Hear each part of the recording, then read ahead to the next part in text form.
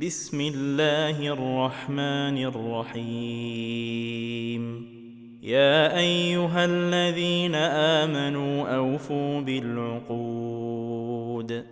أحلت لكم بهيمة الأنعام إلا ما يتلى عليكم غير محل الصيد وأنتم حرم.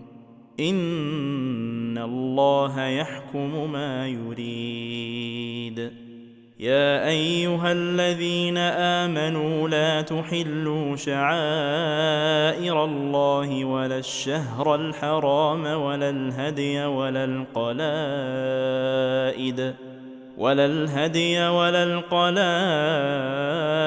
ولا آمين البيت الحرام يبتغون فضلا من ربهم ورضوانا. وإذا حللتم فاصطادوا ولا يجرمنكم شنآن قوم أن صدوكم عن المسجد الحرام أن تعتدوا. وتعاونوا على البر والتقوى ولا تعاونوا على الإثم والعدوان. واتقوا الله إن الله شديد العقاب. حرمت عليكم الميتة والدم ولحم الخنزير وما أهل لغير الله به والمنخنقة والموقوذة والمتردية والنطيحة وما أكل السبع إلا ما ذكيتم وما ذبح على النصب وأن تستقسموا بالأزلام ذلكم فسق. اليوم يئس الذين كفروا من دينكم فلا تخشوهم واخشون. اليوم أكملت لكم دينكم وأتممت عليكم نعمتي ورضيت لكم الإسلام دينا. فمن اضطر في مخمصة غير متجانف لإثم فإن الله غفور رحيم. يسألونك ماذا أحل لهم قل أحل لكم الطيبات وما علمتم من الجوارح مكلبين تعلمونهن مما علمكم الله فكلوا مما أمسكن عليكم واذكروا اسم الله عليه واتقوا الله إن الله سريع الحساب. اليوم أحل لكم الطيبات وطعام الذين أوتوا الكتاب حل لكم وطعامكم حل لهم. والمحصنات من المؤمنات والمحصنات من الذين أوتوا الكتاب من قبلكم إذا آتيتموهن أجورهن محصنين غير مسافحين ولا متخذي أخدان. ومن يكفر بالإيمان فقد حبط عمله وهو في الآخرة من الخاسرين. يا أيها الذين آمنوا إذا قمتم إلى الصلاة فاغسلوا وجوهكم وأيديكم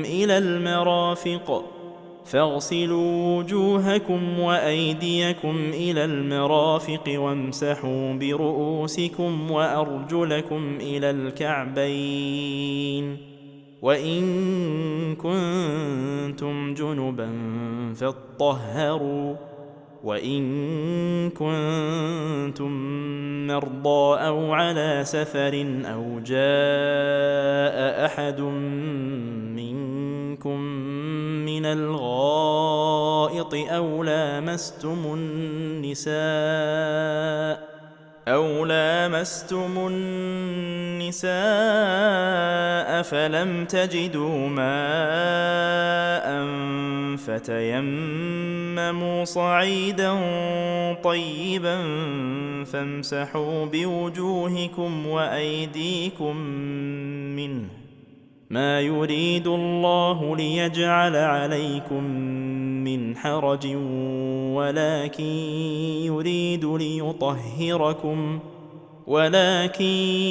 يريد ليطهركم وليتم نعمته عليكم لعلكم تشكرون.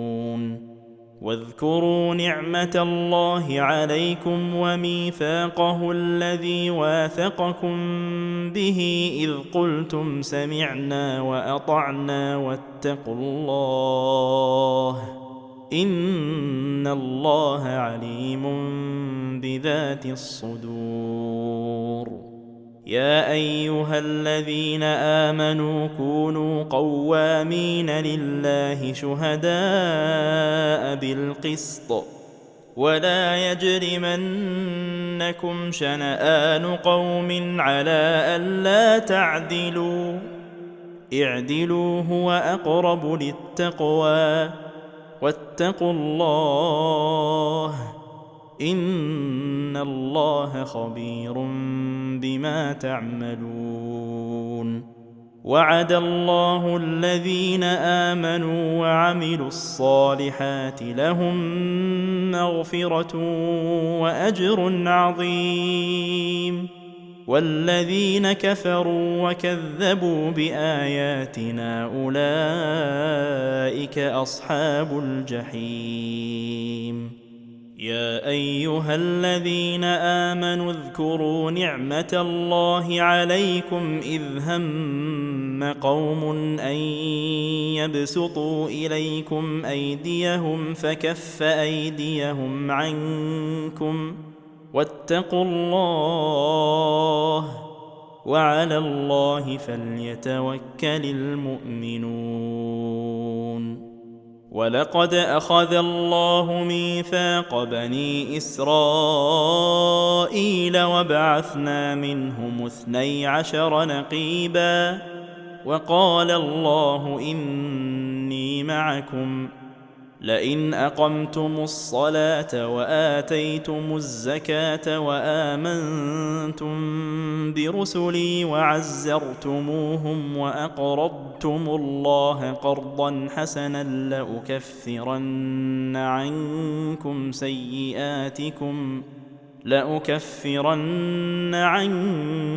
سيئاتكم ولأدخلنكم جنات تجري من تحتها الأنهار، فمن كفر بعد ذلك منكم فقد ضل سواء السبيل. فبما نقضهم ميثاقهم لعناهم وجعلنا قلوبهم قاسية يحرفون الكلم عن مواضعه ونسوا حظا مما ذكروا به، ولا تزال تطلع على خائنة منهم إلا قليلا منهم فاعف عنهم واصفح إن الله يحب المحسنين. ومن الذين قالوا إنا نصارى أخذنا ميثاقهم فنسوا حظا مما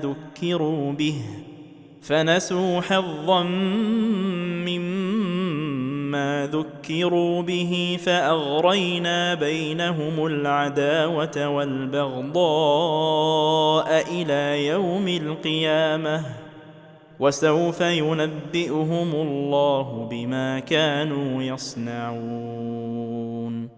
يا أهل الكتاب قد جاءكم رسولنا يبين لكم كثيرا مما ما كنتم تخفون من الكتاب ويعفو عن كثير. قد جاءكم من الله نور وكتاب مبين يهدي به الله من اتبع رضوانه سبل السلام ويخرجهم من الظلمات إلى النور بإذنه ويهديهم إلى صراط مستقيم. لقد كفر الذين قالوا إن الله هو المسيح ابن مريم قل فمن يملك من الله شيئا إن أراد أن يهلك المسيح ابن مريم وأمه ومن في الأرض جميعا ولله ملك السماوات والأرض وما بينهما يخلق ما يشاء والله على كل شيء قدير. وقالت اليهود والنصارى نحن أبناء الله وأحباؤه قل فلم يعذبكم بذنوبكم بل أنتم بشر ممن خلق يغفر لمن يشاء ويعذب من يشاء ولله ملك السماوات والأرض وما بينهما وإليه المصير. يا أهل الكتاب قد جاءكم رسولنا يبين لكم على فترة من الرسل أن تقولوا ما جاءنا من بشير ولا نذير فقد جاءكم بشير ونذير والله على كل شيء قدير. وإذ قال موسى لقومه يا قوم اذكروا نعمة الله عليكم إذ جعل فيكم أنبياء وجعلكم ملوكا وآتاكم ما لم يؤت أحدا من العالمين. يا قوم ادخلوا الأرض المقدسة التي كتب الله لكم ولا ترتدوا على أدباركم فتنقلبوا خاسرين. قالوا يا موسى إن فيها قوما جبارين وإنا لن ندخلها حتى يخرجوا منها فإن يخرجوا منها فإنا داخلون. قال رجلان من الذين يخافون أنعم الله عليهم ادخلوا عليهم الباب فإذا دخلتموه فإنكم غالبون وعلى الله فتوكلوا إن كنتم مؤمنين.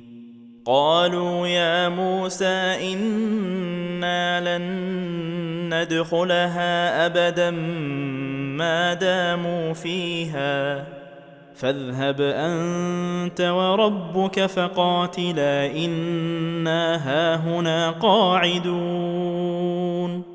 قال رب إني لا أملك إلا نفسي وأخي فافرق بيننا وبين القوم الفاسقين. قال فإنها محرمة عليهم 40 سنة يتيهون في الأرض فلا تأس على القوم الفاسقين. واتل عليهم نبأ ابني آدم بالحق إذ قربا قربانا فتقبل من أحدهما ولم يتقبل من الآخر قال لأقتلنك قال إنما يتقبل الله من المتقين لئن بسطت إلي يدك لتقتلني ما أنا بباسط يدي إليك لأقتلك إني أخاف الله رب العالمين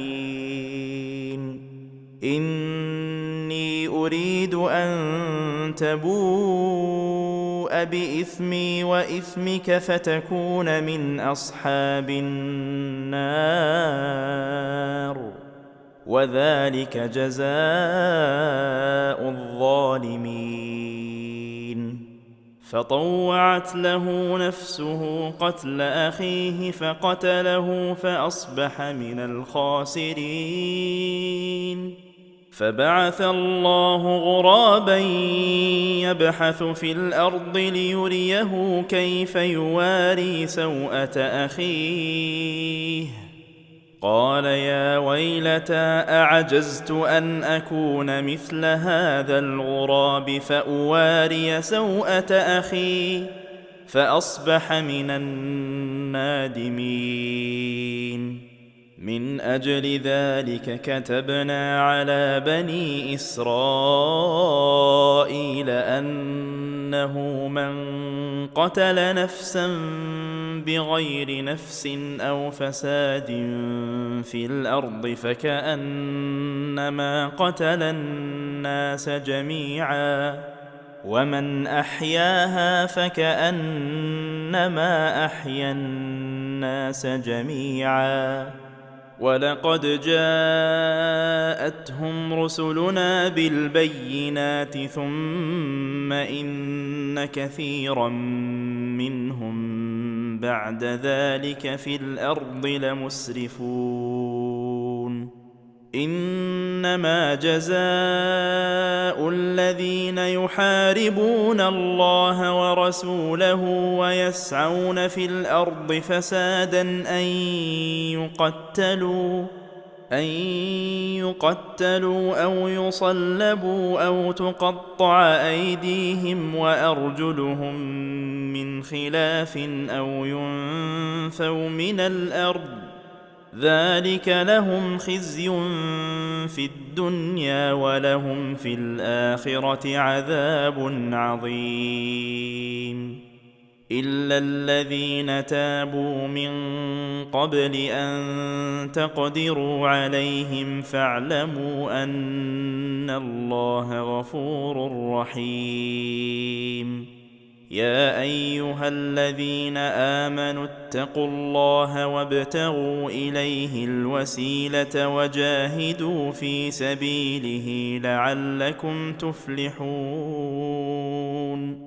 إن الذين كفروا لو أن لهم ما في الأرض جميعا ومثله معه ليفتدوا به من عذاب يوم القيامة ما تقبل منهم ولهم عذاب أليم يريدون أن يخرجوا من النار وما هم بخارجين منها ولهم عذاب مقيم والسارق والسارقة فاقطعوا أيديهما جزاء بما كسبا نكالا من الله والله عزيز حكيم فمن تاب من بعد ظلمه وأصلح فإن الله يتوب عليه إن الله غفور رحيم ألم تعلم أن الله له ملك السماوات والأرض يعذب من يشاء ويغفر لمن يشاء والله على كل شيء قدير.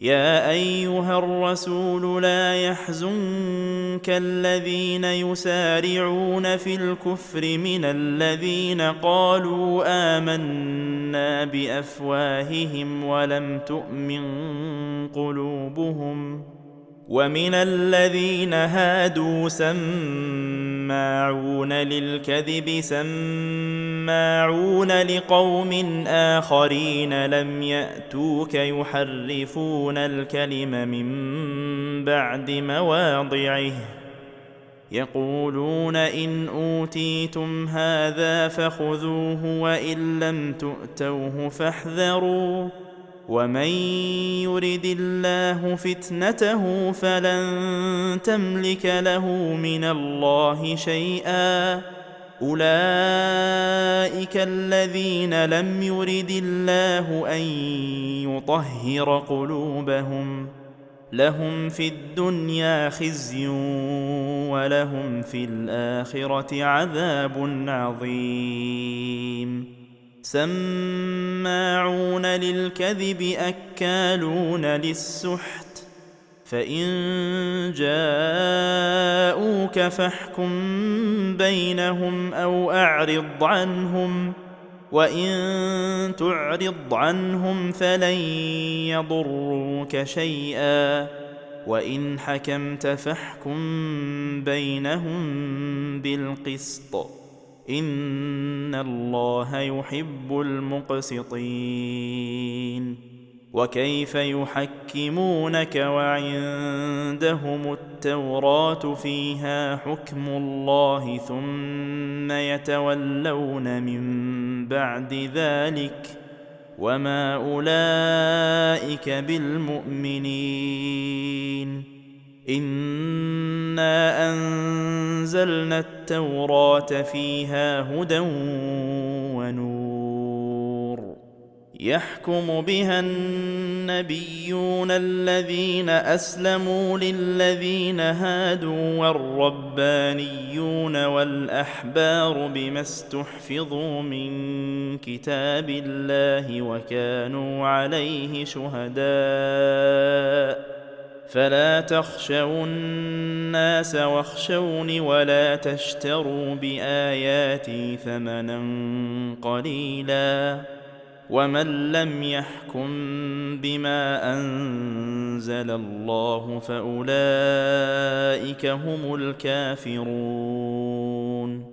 وكتبنا عليهم فيها أن النفس بالنفس والعين بالعين والأنف بالأنف والأذن بالأذن والسن بالسن والجروح قصاص فمن تصدق به فهو كفارة له ومن لم يحكم بما أنزل الله فأولئك هم الظالمون.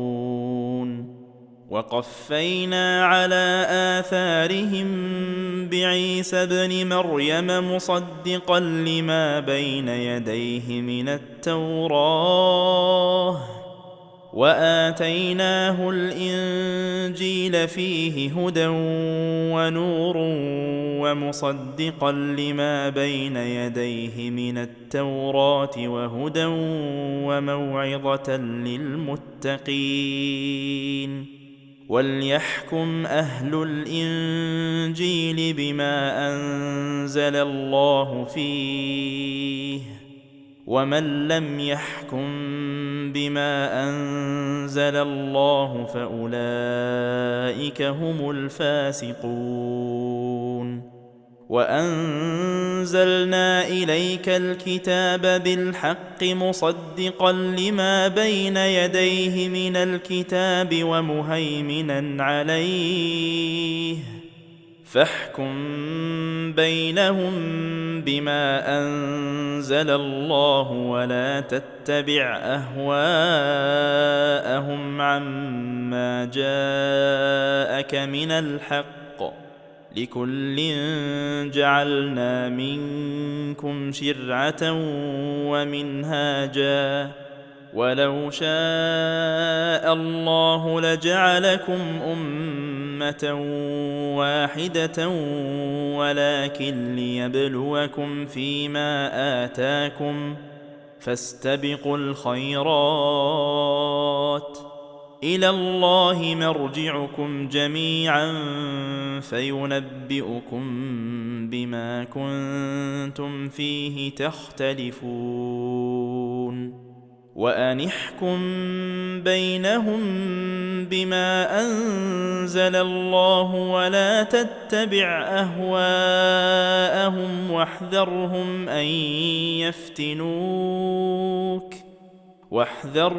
أن يفتنوك عن بعض ما أنزل الله إليك، فإن تولوا فاعلم أنما يريد الله أن يصيبهم ببعض ذنوبهم، وإن كثيرا من الناس لفاسقون. أفحكم الجاهلية يبغون، ومن أحسن من الله حكما لقوم يوقنون. يا أيها الذين آمنوا لا تتخذوا اليهود والنصارى أولياء، بعضهم أولياء بعض، ومن يتولهم منكم فإنه منهم، إن الله لا يهدي القوم الظالمين. فترى الذين في قلوبهم مرض يسارعون فيهم يقولون نخشى أن تصيبنا دائرة، فعسى الله أن يأتي بالفتح أو أمر من عنده فيصبحوا على ما أسروا في أنفسهم نادمين. ويقول الذين آمنوا أهؤلاء الذين أقسموا بالله جهد أيمانهم إنهم لمعكم، حبطت أعمالهم فأصبحوا خاسرين. يا أيها الذين آمنوا من يرتد منكم عن دينه فسوف يأتي الله بقوم يحبهم ويحبونه أذلة على المؤمنين أعزة على الكافرين يجاهدون في سبيل الله ولا يخافون لومة لائم، ذلك فضل الله يؤتيه من يشاء والله واسع عليم. إنما وليكم الله ورسوله والذين آمنوا الذين يقيمون الصلاة ويؤتون الزكاة وهم راكعون. ومن يتول الله ورسوله والذين آمنوا فإن حزب الله هم الغالبون. يا أيها الذين آمنوا لا تتخذوا الذين اتخذوا دينكم هزوا ولعبا من الذين أوتوا الكتاب من قبلكم والكفار أولياء، واتقوا الله إن كنتم مؤمنين. وإذا ناديتم إلى الصلاة اتخذوها هزوا ولعبا، ذلك بأنهم قوم لا يعقلون. قل يا أهل الكتاب هل تنقمون منا إلا أن آمنا بالله وما أنزل إلينا وما أنزل من قبل وأن أكثركم فاسقون. قل هل أنبئكم بشر من ذلك مثوبة عند الله من لعنه الله وغضب عليه وجعل منهم القردة والخنازير وعبد الطاغوت أولئك شر مكانا وأضل عن سواء السبيل. وإذا جاءوكم قالوا آمنا وقد دخلوا بالكفر وهم قد خرجوا به والله أعلم بما كانوا يكتمون. وترى كثيرا منهم يسارعون في الإثم والعدوان وأكلهم السحت لبئس ما كانوا يعملون. لولا ينهاهم الربانيون والأحبار عن قولهم الإثم وأكلهم السحت لبئس ما كانوا يصنعون. وقالت اليهود يد الله مغلولة غلت أيديهم ولعنوا بما قالوا بل يداه مبسوطتان ينفق كيف يشاء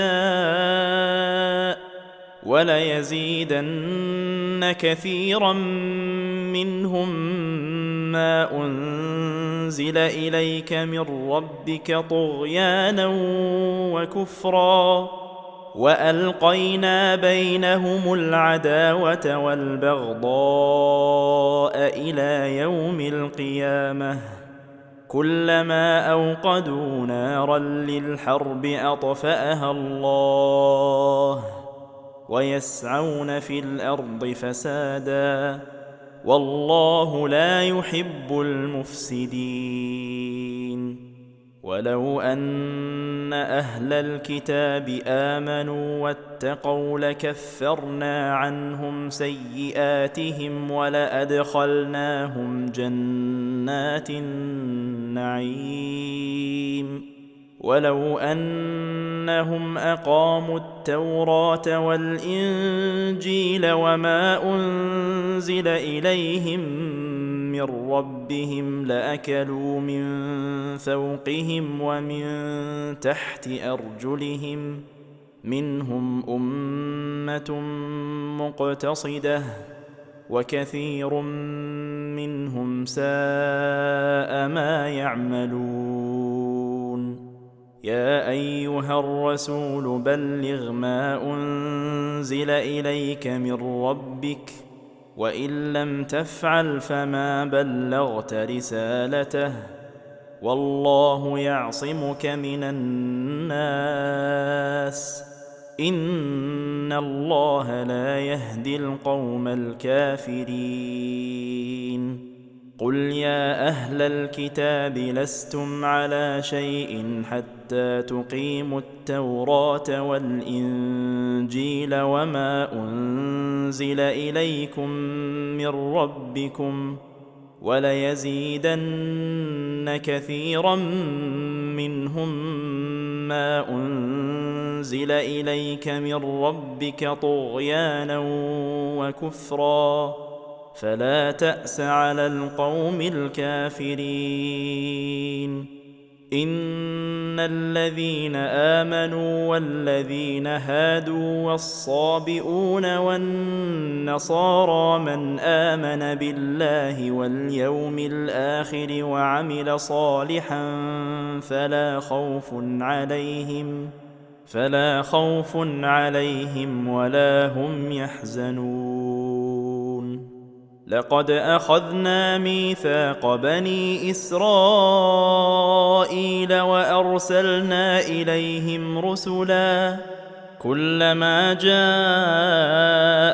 رسول بما لا تهوى أنفسهم فريقا كذبوا وفريقا يقتلون وحسبوا ألا تكون فتنة فعموا وصموا ثم تاب الله عليهم ثم عموا وصموا كثير منهم والله بصير بما يعملون لقد كفر الذين قالوا إن الله هو المسيح ابن مريم وقال المسيح يا بني إسرائيل اعبدوا الله ربي وربكم إنه من يشرك بالله فقد حرم الله عليه الجنة ومأواه النار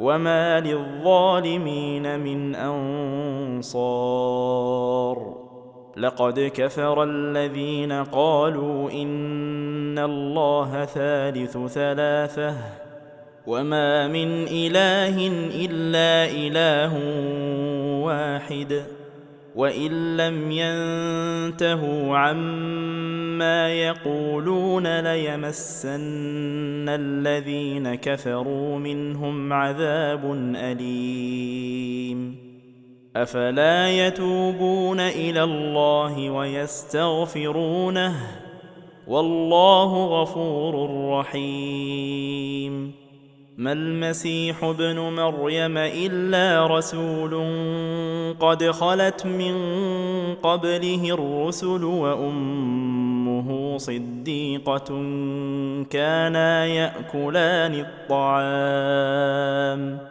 انظر كيف نبين لهم الآيات ثم انظر أنى يؤفكون قل أتعبدون من دون الله ما لا يملك لكم ضرا ولا نفعا والله هو السميع العليم قل يا أهل الكتاب لا تغلوا في دينكم غير الحق ولا تتبعوا أهواء قوم قد ضلوا من قبل وأضلوا كثيرا ولا تتبعوا أهواء قوم قد ضلوا من قبل وأضلوا كثيرا وضلوا عن سواء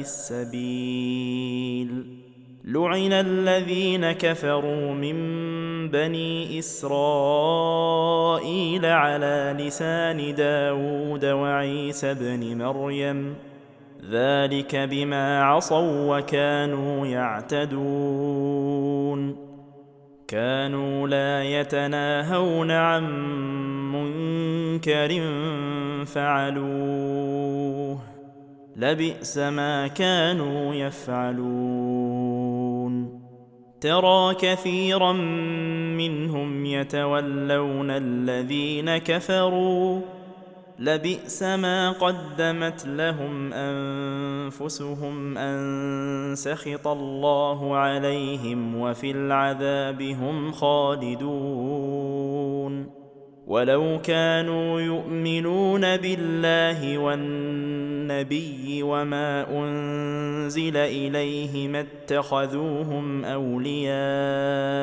ولكن كثيرا منهم فاسقون لتجدن أشد الناس عداوة للذين آمنوا اليهود والذين أشركوا ولتجدن أقربهم مودة للذين آمنوا الذين قالوا إنا نصارى ذلك بأن منهم قسيسين ورهبانا وأنهم لا يستكبرون.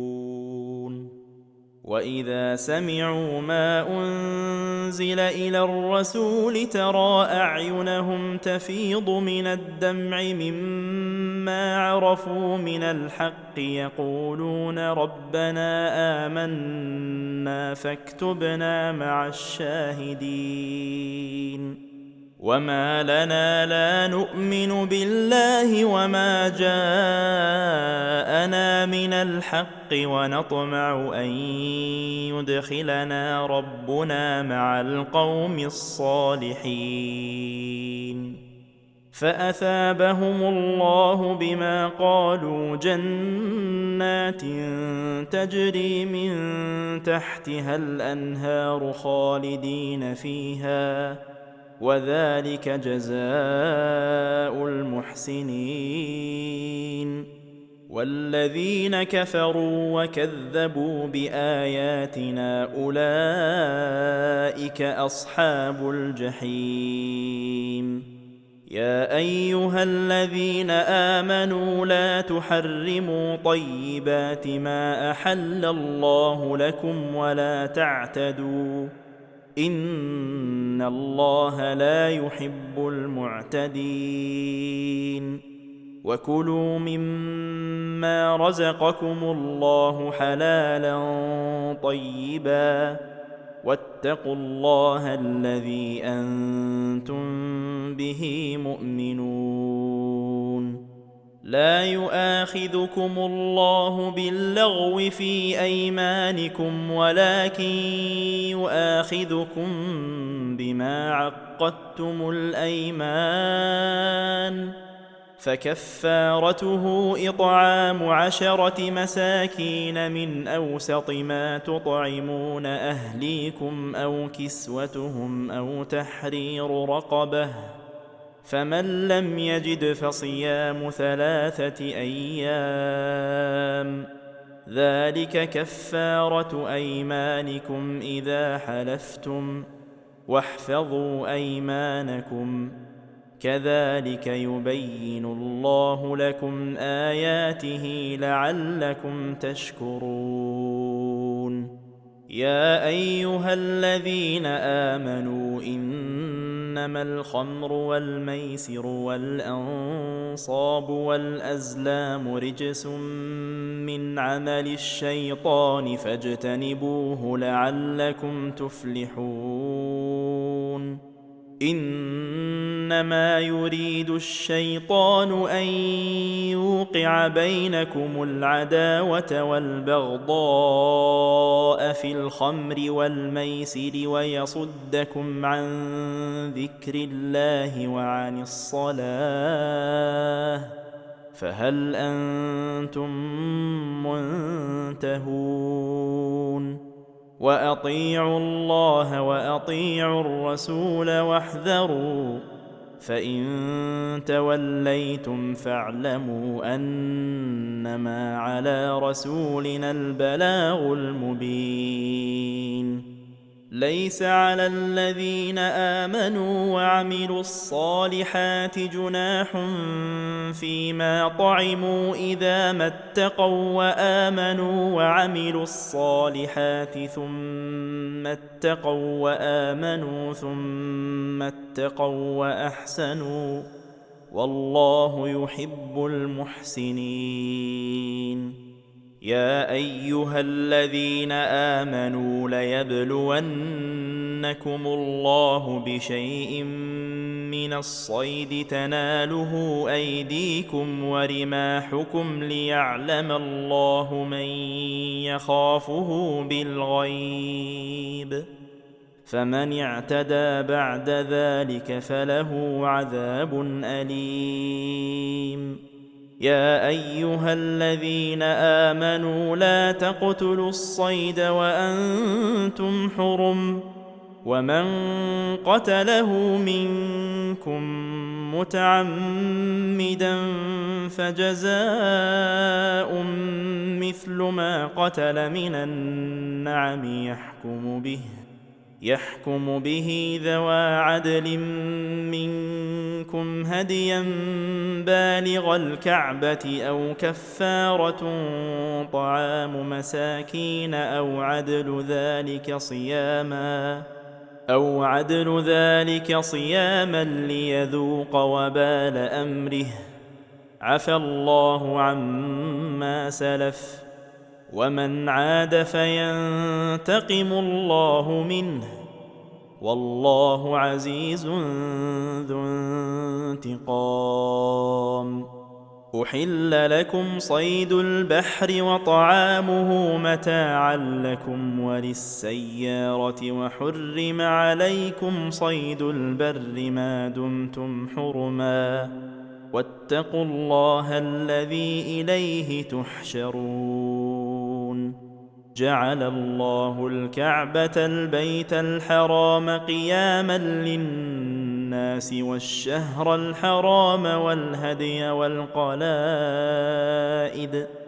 ذلك لتعلموا أن الله يعلم ما في السماوات وما في الأرض، وأن الله بكل شيء عليم. اعلموا أن الله شديد العقاب، وأن الله غفور رحيم. ما على الرسول إلا البلاغ، والله يعلم ما تبدون وما تكتمون. قل لا يستوي الخبيث والطيب ولو أعجبك كثرة الخبيث، فاتقوا الله يا أولي الألباب لعلكم تفلحون. يا أيها الذين آمنوا لا تسألوا عن أشياء إن تبد لكم تسؤكم، وإن تسألوا عنها حين ينزل القرآن تبد لكم عفى الله عنها، والله غفور حليم. قد سألها قوم من قبلكم ثم أصبحوا بها كافرين. ما جعل الله من بحيرة ولا سائبة ولا وصيلة ولا حام، ولكن الذين كفروا يفترون على الله الكذب وأكثرهم لا يعقلون. وإذا قيل لهم تعالوا إلى ما أنزل الله وإلى الرسول قالوا حسبنا ما وجدنا عليه آباءنا، أولو كان آباؤهم لا يعلمون شيئا ولا يهتدون. يا أيها الذين آمنوا عليكم أنفسكم، لا يضركم من ضل إذا اهتديتم، إلى الله مرجعكم جميعا فينبئكم بما كنتم تعملون. يا أيها الذين آمنوا شهادة بينكم إذا حضر أحدكم الموت حين الوصية اثنان ذوى عدل منكم أو آخران من غيركم إن أنتم ضربتم في الأرض فأصابتكم مصيبة الموت تحبسونهما من بعد الصلاة فيقسمان بالله إن ارتبتم لا نشتري به ثمنا ولو كان ذا قربى، ولا نكتم شهادة الله إنا إذا لمن الآثمين. فإن عثر على أنهما استحقا إثما فآخران يقومان مقامهما من الذين استحق عليهم الأوليان فيقسمان بالله لشهادتنا أحق من شهادتهما وما اعتدينا إنا إذا لمن الظالمين. ذلك أدنى أن يأتوا بالشهادة على وجهها أو يخافوا أن ترد أيمان بعد أيمانهم واتقوا الله واسمعوا والله لا يهدي القوم الفاسقين. يوم يجمع الله الرسل فيقول ماذا أجبتم قالوا لا علم لنا إنك أنت علام الغيوب. إذ قال الله يا عيسى ابن مريم اذكر نعمتي عليك وعلى والدتك إذ أيدتك بروح القدس تكلم الناس في المهد وكهلا وإذ علمتك الكتاب والحكمة والتوراة والإنجيل وإذ تخلق من الطين كهيئة الطير بإذني فتنفخ فيها فتكون طيرا بإذني وتبرئ الأكمه والأبرص بإذني وإذ تخرج الموتى بإذني وإذ كففت بني إسرائيل عنك إذ جئتهم بالبينات فقال الذين كفروا منهم إن هذا إلا سحر مبين. وإذ أوحيت إلى الحواريين أن آمنوا بي وبرسولي قالوا آمنا واشهد بأننا مسلمون. إذ قال الحواريون يا عيسى ابن مريم هل يستطيع ربك أن ينزل علينا مائدة من السماء قال اتقوا الله إن كنتم مؤمنين. قالوا نريد أن نأكل منها وتطمئن قلوبنا ونعلم أن قد صدقتنا ونكون عليها من الشاهدين. قال عيسى ابن مريم اللهم ربنا أنزل علينا مائدة من السماء تكون لنا عيدا لأولنا وآخرنا وآية منك وارزقنا وأنت خير الرازقين. قال الله إني منزلها عليكم فمن يكفر بعد منكم فإني أعذبه عذابا لا أعذبه أحدا من العالمين. وإذ قال الله يا عيسى ابن مريم أأنت قلت للناس اتخذوني وأمي إلهين من دون الله قال سبحانك ما يكون لي أن أقول ما ليس لي بحق إن كنت قلته فقد علمته تعلم ما في نفسي ولا أعلم ما في نفسك إنك أنت علام الغيوب. ما قلت لهم إلا ما أمرتني به أن اعبدوا الله ربي وربكم وكنت عليهم شهيدا ما دمت فيهم فلما توفيتني كنت أنت الرقيب عليهم وأنت على كل شيء شهيد إن تعذبهم فإنهم عبادك وإن تغفر لهم فإنك أنت العزيز الحكيم قال الله هذا يوم ينفع الصادقين صدقهم لهم جنات تجري من تحتها الأنهار خالدين فيها أبدا